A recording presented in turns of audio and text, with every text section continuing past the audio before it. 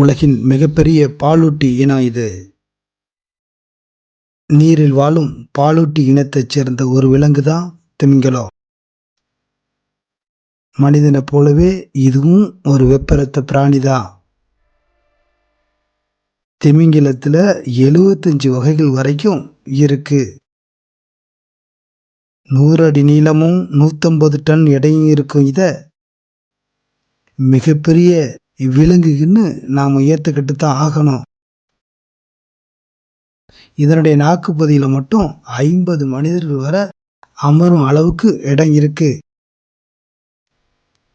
இவ்வளவு பெரிய மிருகமா இருந்தாலும் இதன்கிட்ட மூர்க்க குணம்னு ஒண்ணு கிடையவே கிடையாது. சில வகை திமிங்கலம் வலசை போகிற தன்மையையும் கொண்டிருக்கு. நிலநடுக்கோட்டு பகுதியில் அதிக வெப்பம் நிலவும் போது துருவ கடலுக்கும் இது இடம் மாறும். நீர்வாழ் உயிரினமான திமிங்கலம் இருந்தாலும் அது ஒரு மீன் இனம் கிடையாது.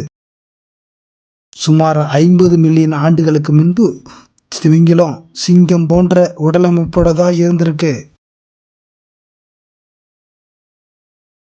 35 மில்லியன் ஆண்டுகளுக்கு முன்பு நீளமான மீன் அமைப்புகளுடன் 4 கால்களுடன் இருந்திருக்கு.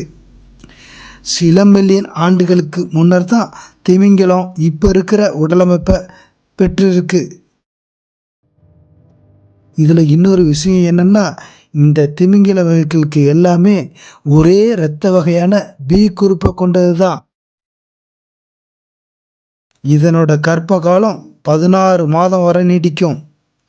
நீருக்கு அடியிலே பிரசவித்து நீருக்கு அடியிலே பாலூட்டு தன்மையை இது பெற்றிருக்கு. மனிதனை போல நுரையீரல் கொண்டதால நீரின் மேற்பரப்புக்கு வந்து சுவாசத்தை எடுத்துக்கிட்டு 1 மணி நேரம் விட மூச்சு விடாம இருக்கும். ஒரு தடவைக்கு 12 கிலோகிராம் காற்றை எடுத்து செல்லும் இது 1 மணி நேரம் வரை உள்ள இருக்கும் தன்மையை பெற்றது. நீருக்குள்ள ஒலியை எழுப்பும் இது தன்னோட நண்பர்களோட பேசியும் கொள்ளும். இப்போ அந்த சத்தத்தை கேளுங்க.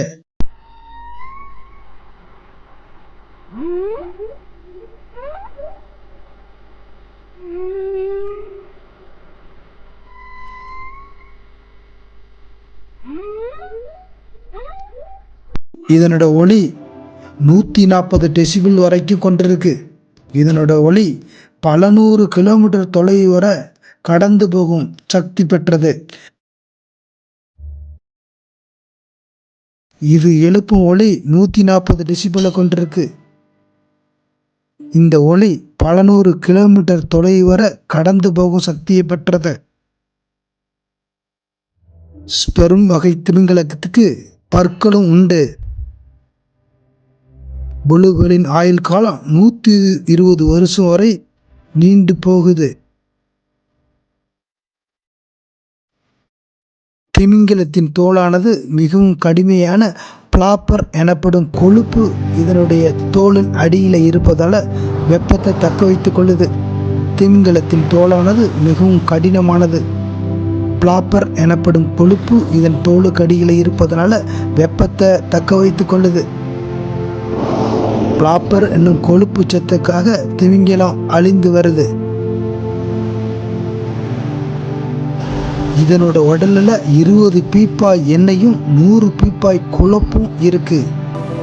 இதனோட உடலில் எடுத்துக்கிட்டோம்னா 200 பீப்பாய் எண்ணெயும் 100 பீப்பாய் அளவுக்கு கொழுப்பு சத்தும் இருக்கு.